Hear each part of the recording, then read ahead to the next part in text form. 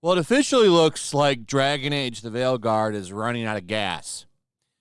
But that's not the real interesting story right now. What's really kind of interesting is what's going on with the people that gave this game good reviews. So over on Metacritic, you'll see that the game has a very favorable 82. And that's pretty high. Some people gave this game 9 out of 10s, 10 out of 10s, calling it one of the greatest games ever made, basically. It's a fantastic game. You need Dragon Age, the Gender Guard. You need it. You never knew you needed it. This is going to be the game that you're going to want to pick back up in 10 years and play again. Because that's what a 9 out of 10 game should be. It should be a game that you want to go back and play again in a decade. There's tons of games that I would give a 9 or a 10 out of 10. And usually I do go back and pick them up. But something different is happening with this one. The tide seems to be turning on it. This is from IGN, an outlet that gave it a 9 out of 10. I've already covered this article. But they gave this game one of the best reviews out there. And now they say the game is at war with itself. That doesn't sound like a 9 out of 10. PC Gamer put this out on the 13th. Dragon Age, the Veilguard's leap forward in trans inclusion comes from a heartfelt place. But its problems left me feeling frustrated, angry, and tired. Well, what's going on, PC Gamer? You gave this game a great rating. One of the greatest games. This is going to be a masterpiece, remembered up there in the heights of Mario 64. I'm kidding. I didn't say that, but that's what it feels like when it comes to some of this shit. And since we're talking about PC Gamer, how about this article that they just dropped 3 days ago? The Veilguard is the first Dragon Age game where my companions don't care enough about anything to argue with me. Lack of passion from the heroes of the Veilguard keeps leaving me cold. So now that we're out of kind of the review window, they don't seem to care anymore. Isn't that funny? Well, we put our review out and we waited 2 weeks. Now let's talk shit about the game. Now that you've already bought it.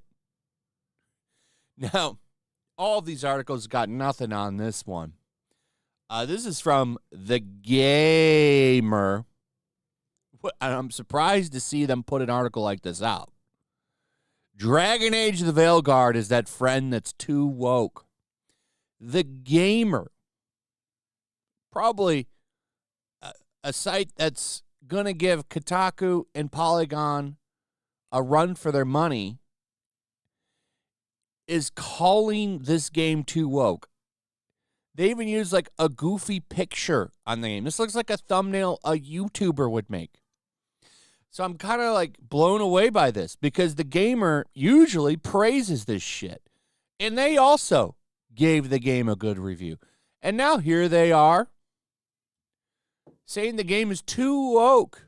Well, how nice of you to post this kind of an article after most of the people that were going to sit on the fence about buying it bought it. What a great thing for you to do, video game journalists. You wait till everybody's already bought the game, and then you tell them it's just too woke for you. Isn't that nice of them? How nice of these hypocrites. And then they wonder why nobody gives a shit about what they have to say anymore, or why nobody visits their site. PC Gamer, a site that I just pulled up, this one right here, it's supposed to be a video game website. They're publishing articles about why Elon Musk is a bad man. Why is PC Gamer writing that kind of an article? How do I take any of these outlets seriously? Especially when they're not even consistent. Now, usually the gamer, never forget, wrote an article every day when Hogwarts Legacy was coming out, its first 2 weeks, when it was selling like crazy and everyone was buying it. PC Gamer was writing hit pieces on the game every day because they were so mad at J.K. Rowling. And then they kind of put like this, because they added his hair to this guy, I would say that this is kind of a phobic-looking image here. And they don't seem to care. Consistency, out the window when it comes to these outlets. How is anybody supposed to trust them? What does it mean to be too woke? There's something to be said about people who act entirely out of fear of being offensive and take themselves too seriously, that they scrub all nuance out of their interactions. This is a highly subjective and personal thing, but I feel most accepted for who I am when my friends can joke about my intersectional identities. Really. Because a lot of people have been making the argument, especially Dave Chappelle, that when people are making jokes about you, it means you've been accepted. But they sit here and act like Dave Chappelle is murdering people all the time. But hey, now the jokes mean that you're accepted. Okay. It's funny when I send a picture of a woman with the caption, "She's so beautiful," to the group chat, and I get a string of replies of words of just the word gay. It's funny when my partner calls me knobby, a shorthand for non-binary.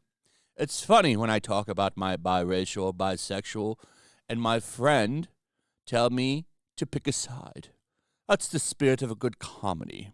Good spirit ribbing is an acknowledgement that they see me for what I am, and they're going to lovingly bully me anyway. It's this nuance that separates being socially conscious and being entirely self-serious, and it's that self-serious that permeates through the Veilguard that makes it entirely favorless. If this game had made jokes like that towards these kinds of characters, this website would have been the first one to be up in arms about it. So it's almost like they're trying to get on the bandwagon now. Oh, well, we see where the wind is blowing. Let's trash this game and let's find a reason to do it. And you know the websites would have been turning on that game. If there would have been any kind of jokes like this, and I agree with what he's writing here, that means people like you if they're doing something like that. But these people would have acted like, and by that I mean the Gamer, Polygon, Kotaku, would have acted like people were going to be murdered over it. They would have been going insane. If there had been jokes like this in the game, they would have been going insane over it. And you know it, and they know it, and that's why I find the fact that they're writing an article like this really funny. The Veilguard only has good guys. Oh, you think? Every faction is scrubbed of flaws. Really? Why didn't you put anything in here? No racism, no problem. Woke in all the wrong ways. Why didn't you put any of this in your review? You gave it a 4 out of 5. But now you're going to act like the game has flaws. Why didn't you put them in your review? I wonder why. Such a joke. And then IGN puts this article out. The Blockbuster Games bubble has burst. And then they use Suicide Squad and Concord as examples.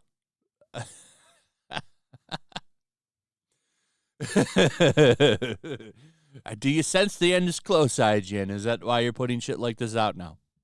Anyway, that's pretty much it. Let me know what you guys think about all of this in the comments.